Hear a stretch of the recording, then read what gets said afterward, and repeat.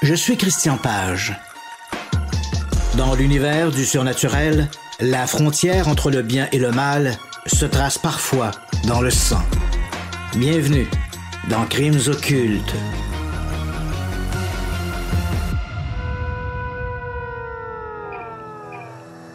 Arroyo Grande se trouve à mi-chemin entre San Francisco et Los Angeles, dans le comté de San Luis Obispo, en Californie.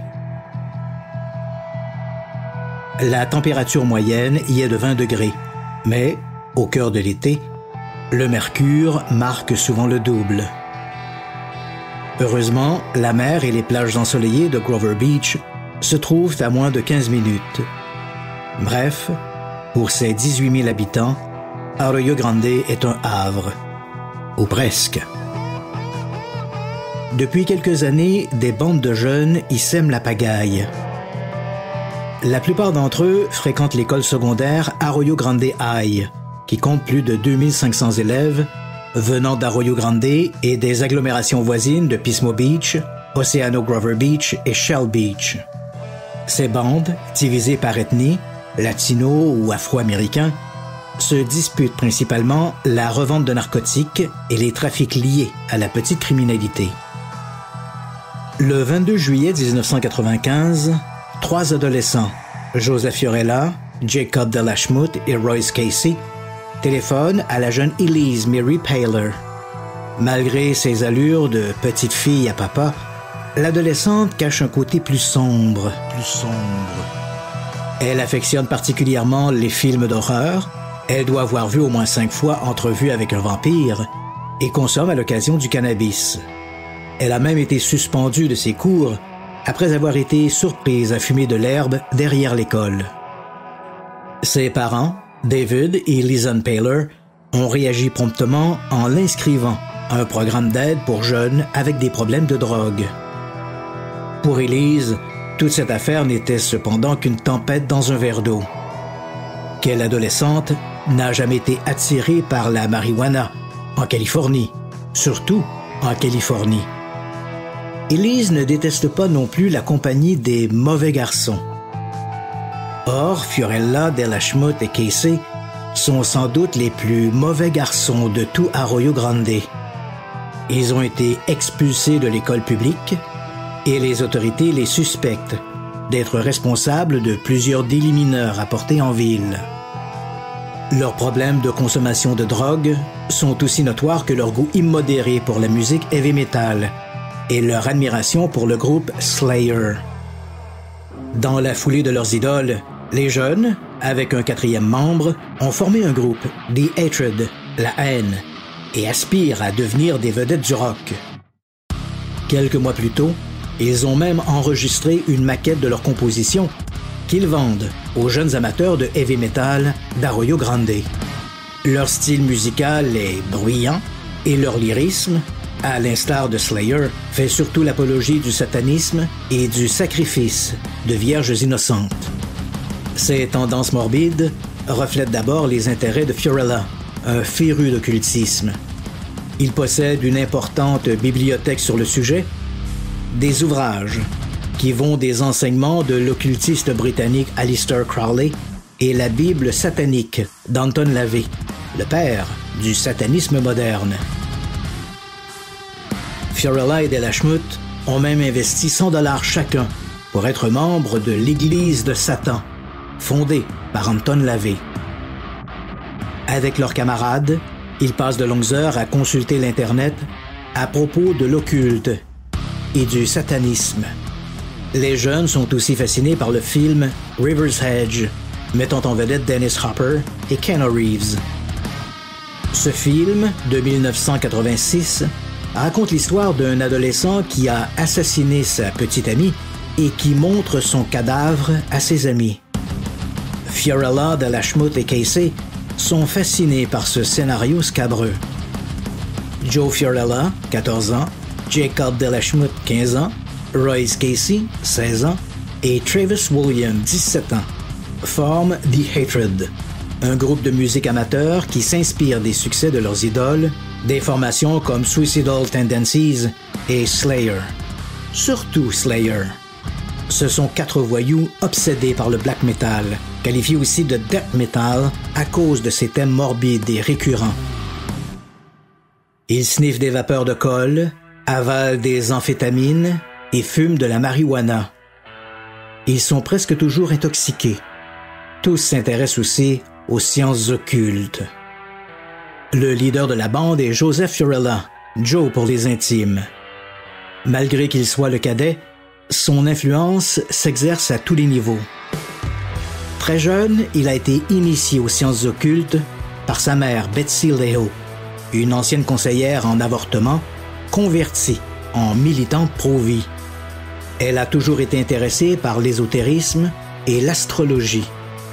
Pour Joseph, cet intérêt plutôt bénin l'a amené à s'intéresser à des croyances plus extrêmes, comme le satanisme. Au fil du temps, il a accumulé des dizaines de livres sur l'occulte et le diable. Des ouvrages qu'il aligne sur les rayons d'une bibliothèque peinte en noir. Vers l'âge de 12 ans, il a commencé à se livrer à d'étranges rituels. L'un d'eux consistait à sacrifier des grenouilles avant de les manger. Selon lui, ces cérémonies lui auraient permis d'augmenter ses pouvoirs spirituels. En parallèle à ses intérêts occultes, il s'est découvert une passion pour la musique heavy metal et dans la foulée, il a appris à jouer de la batterie. Les groupes heavy metal exploitent le satanisme comme véhicule à des messages ambigus. Pour Fiorella, ces paroles, qu'il interprète comme autant d'invitations à des actes de violence, alimentent ses fantasmes les plus morbides. Dans la rue, il lui arrive d'emboîter le pas à des jeunes femmes en se dandinant de manière obscène. Jacob Dalashmut vient d'un environnement bien différent. Ses parents sont des Mormons très impliqués dans leur communauté. Il est le cadet d'une fratrie de 6 enfants. L'un de ses frères est missionnaire et un autre est instituteur. Malgré ses racines, Jacob, à l'instar de Fiorella, s'est découvert très tôt un intérêt pour la musique heavy metal et le satanisme. Il passe ses temps libres à écouter ses idoles et à dessiner des monstres et des scènes macabres. Comme ses compagnons, ses problèmes de drogue sont connus de tous. Ses parents l'ont d'ailleurs obligé à suivre un séminaire pour jeunes toxicomanes au Mariposa Community Recovery Center. C'est lors de l'une de ces réunions qu'il a fait la connaissance d'Elise Mary Paler, inscrite au même centre pour sa consommation de marijuana. Travis William, l'aîné du groupe, est surtout connu pour son tempérament explosif. Après avoir été chassé de chez lui, il a squatté un temps chez son ami Joe Fiorella. Il est la voix du groupe The Hatred. Il passe ses journées à rouler dans les rues d'Arroyo Grande à bord de sa camionnette Toyota, à fumer de la marijuana et à écouter à tue-tête son groupe favori, Slayer. Le dernier membre du groupe, Royce Casey, est plus atypique. Il s'est joint à la bande depuis peu. Il fréquente l'école secondaire Lopez, la deuxième en importance d'Arroyo Grande. Et il est beaucoup moins endoctriné dans ses histoires de satanisme que ses compagnons. Via Internet, en plein essor, tous les jeunes ont commandé leur exemplaire de la Bible satanique et des rituels sataniques d'Anton LaVey. Chaque jour, ils se familiarisent davantage avec ces doctrines fumeuses. Ils se sont aussi commandés des couteaux à travers le site Maledicta, un service tentaculaire de l'Église de Satan. Comment résister quand la publicité propose une collection de couteaux qui feront de vos rituels de véritables événements diaboliques. Sur des sites d'échange en ligne, des chat rooms, ils prétendent s'être déjà livrés à des sacrifices humains. Des fantasmes qu'ils décrivent avec moult détails. Dans leur scénario, l'offrande est toujours une jeune vierge aux cheveux blonds et aux yeux bleus. Le fantasme hollywoodien. Quand ils ne sont pas à surfer sur le net, la bande se retrouve au tuyau de la mort, un ancien collecteur pluvial abandonné où, selon la rumeur, un enfant y aurait trouvé la mort.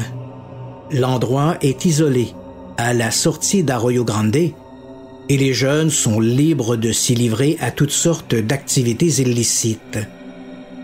Il faut dire qu'ils ont un peu décroché du système scolaire. Williams a quitté l'école à 16 ans et ses compagnons sèchent la majorité de leurs cours, quand ils ne sont pas simplement suspendus pour des inconduites.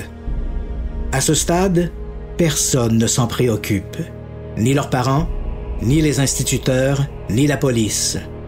Principalement la police. Tant et aussi longtemps qu'ils ne contreviennent pas à la loi, pourquoi les forces de l'ordre auraient-elles à se préoccuper de 4 allumés des sciences occultes et de heavy metal? Je suis Christian Page. Bienvenue dans Crimes occultes. Le tuyau de la mort devient leur refuge. Ils y consomment toutes sortes de drogues, marijuana, LSD, amphétamines et bien d'autres. Ces narcotiques, et principalement les amphétamines, les maintiennent dans un état quasi permanent de psychose. Non seulement ils perdent peu à peu contact avec la réalité, mais leur état renforce entre eux ce désir de commettre un véritable sacrifice humain. Comme Derlachmuth est le plus extroverti de la bande, c'est lui qui devra attirer la proie. De préférence une vierge, blonde, aux yeux bleus. Il a déjà en tête une excellente candidate. Une jeune femme qu'il a rencontrée lors de sa thérapie au Maniposa Community Recovery Center. Elise Mary Paler. À cette époque, il avait été attiré par l'adolescente. Ils avaient même échangé quelques mots, mais rien d'engageant. Ils fréquentent aussi la même école, mais pas les mêmes cliques. Elise Mary Paler est née le 24 avril 1980 à Templeton, en Californie. Elle est l'aînée d'une fratrie de 4 enfants, Ryan, Janelle et Christina. Elle a passé la majeure partie de son enfance à Templeton. En 1989, ses parents, David et Lizen, ont décidé de venir s'établir à Arroyo Grande. Elise est d'un tempérament extraverti, performe plutôt bien en classe et excelle dans les sports, particulièrement au soccer et au tennis. Elle rêve de devenir une vedette de la scène, soit en chanson, soit au théâtre. En mai 1995, en rentrant de l'école, Elise remarque la présence de Fiorella, Derlachmuth, Williams et Casey. Les adolescents se tiennent au bout de la rue et discutent entre eux. En apercevant Elise, ils lui font signe de s'approcher. La jeune femme connaît les nombreuses rumeurs qui courent au sujet de ces garçons. On raconte même qu'ils seraient des satanistes. Si cette association fait frémir la plupart de ses copines, Elise, elle, trouve cela plutôt excitant. Elle est curieuse, et cette idée de pratiquer un culte voué au diable a quelque chose de tabou. Elle s'avance, et les garçons lui expliquent qu'ils ont besoin d'aide. Un de leurs amis est tombé de la digue située au bout de la rue, et il est incapable de se relever. Il croit qu'il s'est peut-être cassé la jambe. Sans hésiter, Elise leur emboîte le pas. Comme ils arrivent au bout de la rue, elle se penche au-dessus du garde-fou, mais ne voit rien. « Où est-il » demande-t-elle en se retournant vers les garçons. Les adolescents se contentent de l'entourer et de la dévisager. Puis, ils la poussent. Elise est ballottée d'un garçon à l'autre, comme si elle n'était plus qu'un vulgaire ballon. Elle essaie de se libérer, mais perd pied et tombe par-dessus la digue.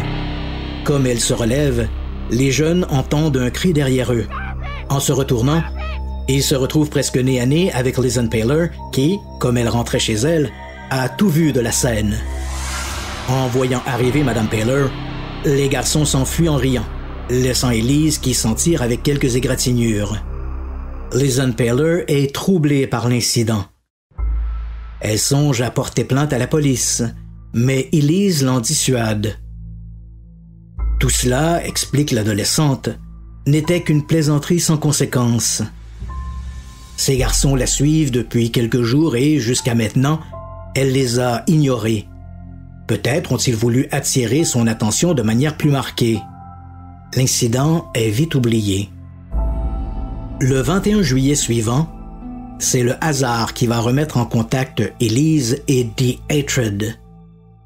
En après-midi, l'adolescente se rend chez une amie où les 4 garçons se trouvent également.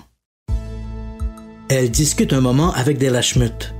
Il lui raconte qu'en fin de journée, lui et ses amis devraient mettre la main sur quelques grammes de cannabis particulièrement bons et que, si cela l'intéresse, elle pourrait se joindre à eux pour faire la fête. Elise se laisse convaincre et lui donne son numéro de téléphone. En soirée, Della Schmidt appelle Elise. Il lui confirme qu'ils ont récupéré la marchandise et qu'ils vont se rendre dans le désert pour y faire la fête. Il lui réitère son invitation. Elle accepte. Vers 23 heures, après avoir dit à ses parents qu'elle allait se mettre au lit, Elise se glisse hors de la maison en catimini et va rejoindre les adolescents. Il y a là Fiorella, Della Schmidt et Casey. Travis Williams n'est pas avec eux. Il a été arrêté en fin d'après-midi pour un délit mineur. Le quatuor se rend ensuite dans la forêt d'eucalyptus qui s'étend tout au bout de Chemisel Lane, un lieu appelé Nippoma Mesa. Les jeunes trouvent une aire dégagée où, pendant 1 heure environ, ils boivent de l'alcool et fument de la marijuana. Puis, à un moment donné, Della Schmidt se lève, se place derrière Paler, qui ne se doute de rien, et lui passe sa ceinture autour du cou. L'adolescente tente de se libérer, mais son agresseur lui plaque un genou au creux des reins, resserrant son étau. La jeune femme suffoque et tombe à genoux. Fiorella en profite pour se jeter sur elle et lui assène plusieurs coups de couteau à la gorge, imités bientôt par Della Schmidt et Casey. À l'autopsie, on apprendra que l'adolescente a été poignardée à au moins 12 reprises. Alors que la jeune Paler se noie dans son propre sang, les 3 garçons la violent à tour de rôle. Ils ont l'impression de vivre leur propre version de River's Edge, sur un air de Slayer. I felt the urge to growing need to fuck this shameful corpse. My task complete. The bitch soul lies rape and demonic lust. Le lendemain de la disparition d'Elise, ses parents informent la police d'Arroyo Grande et le bureau du shérif du comté de San Luis Obispo. Ils ne cachent pas que leur fille est un peu rebelle, mais ils restent persuadés qu'elle n'a pas fugué. Ils sont inquiets et craignent qu'il lui soit arrivé malheur. Pendant qu'on cherche Elise Paler à travers toute la Californie, Fiorella, Della Schmidt et Casey reviennent sporadiquement sur les lieux de leur crime. Ils abusent du cadavre, qui n'est plus qu'un amas grouillant d'asticots, et s'assurent qu'il n'est pas visible de la route qui passe tout près. Le 30 septembre 1995, Travis Williams et un certain Tommy Trogber, âgés de 20 ans, sont arrêtés par la police d'Arroyo Grande. Ils sont accusés d'avoir assassiné une vieille dame de 74 ans, Malbert Laguida. Le crime a été commis lors d'une invasion de domicile qui aurait mal tourné. Ils seront respectivement condamnés à 25 et 26 ans d'incarcération pour ce meurtre gratuit. Avec l'arrestation de Williams, les 3 autres membres de la bande sentent la pression monter d'un cran. Même s'il n'était pas avec eux lors du meurtre d'Elise Paler, Travis en connaît tous les détails. Pour bénéficier d'une peine plus clémente pour le meurtre de Mabel Aguida, Williams pourrait-il s'abaisser à marchander avec le procureur? Bien sûr, ses compagnons ne le croient pas, mais l'idée est là, comme une graine qui a été semée. Les semaines et les mois passent. Les avis de recherche pour Elise Paler, placardés dans tout le comté de San Luis Obispo, se défraîchissent et sont remplacés par d'autres affiches. On parle de moins en moins de l'adolescente. Elle aurait été vue à Pismo Beach en compagnie d'un homme plus âgé. Elle se serait enfuie avec un voisin. Elle aurait même été vue dans une voiture circulant près du domicile de ses parents. Bref, Elise Mary Paler est partout et nulle part à la fois. Du côté de ses assassins, les choses prennent une direction inattendue. Ce sacrifice, qui devait tous les unir dans la gloire de l'enfer, a plutôt l'effet contraire. Fiorella et Della Schmutt deviennent de plus en plus irritables et nerveux. En février 1996, Fiorella sera d'ailleurs expulsée définitivement de l'école d'Arroyo Grande High pour ses comportements agressifs et son manque de respect envers le personnel enseignant. Royce Casey, le moins endoctriné dans ses valeurs sataniques, commence à prendre ses distances, d'abord de la musique death metal et ensuite de ses compagnons. Il maintient le lien uniquement par crainte de représailles. Il a même commencé à fréquenter une église évangélique de Pismo Beach. Quand il repense à cette terrible nuit du 21 juillet 1995, ses souvenirs le hantent. Il revoit en boucle l'adolescente étendue sur le sol, le fixant du regard, comme si elle l'implorait de lui venir en aide. Le 13 mars 1996, Royce Casey, rongé par les remords, se présente aux autorités et confesse le meurtre d'Elise Paler. À ce moment-là, l'adolescente est portée disparue depuis plus de 8 mois. Sur les indications de Casey, les policiers retrouvent la dépouille, réduite à l'état de squelette. Les os des jambes sont écartés, prouvant que le cadavre a été sexuellement abusé. L'adolescente est identifiée via ses empreintes dentaires. Casey implique aussi ses compagnons Della Schmutt et Fiorella, qui sont arrêtés quelques heures après la découverte du corps. À l'enquête préliminaire, Della Schmutt et Fiorella restent silencieux. Ils refusent toute forme de collaboration avec la police. Casey, lui, se montre plus loquace. En sacrifiant une jeune vierge, répète-t-il, ils étaient persuadés que le diable leur donnerait fortune et gloire, qu'ils deviendraient d'extraordinaires musiciens. Le trio, au dire de Casey, trouvait sa justification dans les paroles des chansons de Slayer, et en particulier dans la pièce Necrophiliac sur l'album Hell's Awaits, qui évoque le meurtre d'une vierge et le viol de son cadavre. Après des mois de tracasseries judiciaires illégales, le département de la justice de l'État de Californie décide de poursuivre les jeunes devant un tribunal pour adultes.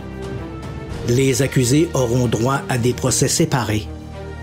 Tous font face à des accusations de meurtre prémédité, de harcèlement, de viol, d'agression aggravée et de torture. Sans circonstances atténuantes, Della Schmutt et Casey, les deux plus âgés, pourraient écoper d'une peine d'incarcération à perpétuité, sans possibilité de libération conditionnelle. Quant à Fiorella, son âge au moment du crime, 14 ans, exclut une condamnation à perpétuité, mais sa peine pourrait s'étirer sur des décennies. Le 5 février 1997, Joseph Fiorella reconnaît le meurtre d'Elise Paler. En échange de son plaidoyer de culpabilité, le juge de la Cour suprême, Christopher Monet, accepte la proposition du procureur de laisser tomber les autres chefs d'accusation. Le mois suivant, avant le prononcé de la sentence, les parents de la victime sont autorisés à s'adresser à l'adolescent. L'assassin reste de glace devant cette démonstration de douleur et d'incompréhension. Les parents éprouvés ne peuvent qu'exprimer leur peine, demandant à l'accusé de réfléchir au mal qu'il a fait. Lorsque le grand-père d'Elise, Richard Walter, exprime sa colère devant cet absurde fantasme de sacrifice pour le diable, Fiorella se tourne vers son avocat en souriant et lui souffle à l'oreille « Tout cela, c'est de la merde ».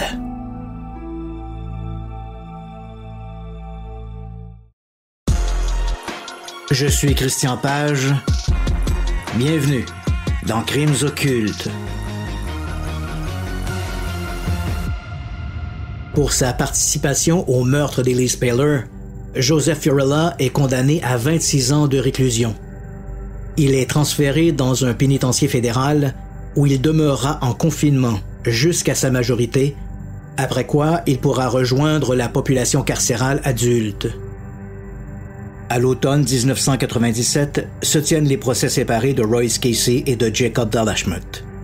Casey plaide coupable aux nombreuses accusations. Comme il est le plus âgé du groupe, il ne bénéficie d'aucune circonstance atténuante. Le juge considère toutefois sa collaboration avec la police. Sans lui, le corps d'Elise Paler n'aurait peut-être jamais été retrouvé. Il est condamné à la prison à vie. En novembre, Jacob Delashmutt le suit dans le box des accusés. À l'instar de Casey, il est condamné à la prison à vie. Au moment de produire ce balado, les 3 assassins sont toujours derrière les barreaux. Le meurtre d'Elise Paler a soulevé de nombreuses interrogations, et pas seulement sur la motivation insolite des assassins. Lors de sa déposition, Fiorella a ouvertement reconnu que l'écoute en boucle de la musique de Slayer avait fini par altérer son jugement. L'affaire Paler a relancé le débat sur l'influence de la musique heavy metal sur le comportement des amateurs. Depuis l'avènement du satanisme moderne, au milieu des années 1960, avec la fondation de l'église de Satan d'Anton LaVey, dit satanisme lavéien, la musique rock a souvent et plus largement été associée au culte du diable. Dès 1969, le groupe de rock psychédélique Coven a sorti un album intitulé Witchcraft Destroy Minds and Reaps Souls. Il est considéré comme le premier disque satanique de l'histoire de la musique contemporaine. Ses chansons font référence au satanisme et dénoncent les croyances chrétiennes et puritaines. À l'intérieur de l'album, on retrouve même une photographie du groupe posant derrière la blonde chanteuse Jinx Dawson, nue et étendue sur le dos, tenant lieu d'autel. L'une des pièces est d'ailleurs l'enregistrement d'une messe noire. Coven est aussi le premier groupe à avoir brandi devant les spectateurs le symbole du diable, le poing fermé avec l'index et l'auriculaire relevés, comme des cornes. Witchcraft Destroy Minds and Reap Souls a pavé la voie à tous ces groupes qui ont repris ces thématiques sataniques, de Ozzy Osbourne à Slayer. Au lendemain de la mort d'Elise Paler, des études, souvent contradictoires, supposaient un lien entre la musique heavy metal, le satanisme et certains comportements violents. Tablant sur ces données et les déclarations des assassins de leur fille, David et Lisanne Paler ont intenté, en 1997, une action en justice contre Slayer. Ce n'était pas la première fois qu'un groupe était poursuivi sur la foi des paroles de ses chansons. En 1986, le chanteur Ozzy Osbourne et la maison de disques CBS ont été poursuivis par les parents de John McCollum, un jeune Californien de 19 ans. McCollum se serait suicidé avec l'arme de poing de son père après avoir écouté en boucle, pendant 5 heures, la pièce Suicide Solution sur l'album Blizzard of Oz, le premier album solo d'Ozzy Osbourne. L'accusation alléguait que l'écoute répétitive de cette pièce avait incité le jeune McCollum à passer à l'acte. L'avocat du chanteur, Howard Witzman, a rétorqué que primo, la pièce était plutôt un plaidoyer contre le suicide et l'abus des drogues, et que, secundo, l'accusation remettait en question la liberté d'expression de son client. Le juge, John Coyle, de la Cour supérieure, s'est rangé du côté du chanteur. Quelques mois plus tard, c'est Judas Priest et CBS Records qui ont été poursuivis. Selon l'accusation, le groupe britannique avait dissimulé dans son album Stained Class des messages subliminaux comme Try Suicide, Essaie le suicide, Let's Be Dead, Cède à la mort et Do It, Do It, fais-le, fais-le. Le 23 décembre 1985, deux jeunes de Reno, au Nevada, James Vance et Raymond Belknap, auraient conclu un pacte de suicide après avoir écouté en boucle l'album incriminé. Les parents des jeunes, à l'origine de l'action, ont été déboutés pour les mêmes raisons que celles évoquées dans l'affaire Ozzy Osbourne versus McCollum. David et Lizen Peller ont présenté l'affaire différemment. Leur objectif n'était pas tant de réclamer des dommages et intérêts au groupe Slayer, mais obliger les producteurs à placer des mises en garde sur certains albums offensants, et en particulier pour les auditeurs d'âge mineur, comme on le fait avec certaines publications érotiques et le classement des films. Lors du procès de Fiorella, de la Schmutt et Casey, il a maintes fois été question de l'album Hell's Awaits, sorti en 1985. L'une des pièces, Necrophiliac, est une véritable invitation à la violence et à des actes de nécrophilie.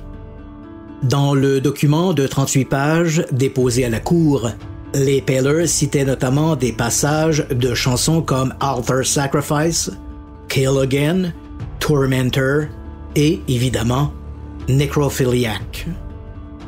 Le document présentait aussi des photographies, des informations sur les trois jeunes assassins et le verbatim de certaines de leurs déclarations.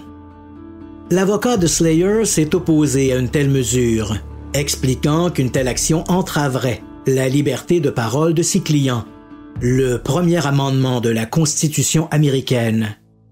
Alan Hodkin, l'avocat des Peller, a promptement réagi. Il a expliqué: « Cette affaire n'a rien à voir avec le premier amendement. Elle a tout à voir avec la protection des enfants.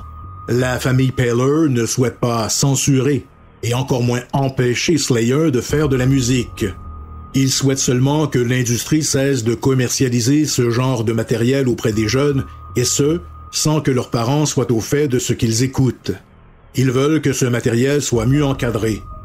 Comme les jeunes ne peuvent pas aller voir des films X, ils voudraient que ces mêmes adolescents ne puissent pas acheter cette musique X. Les gens disent que tous les jeunes qui écoutent Slayer ne deviennent pas des meurtriers. C'est vrai.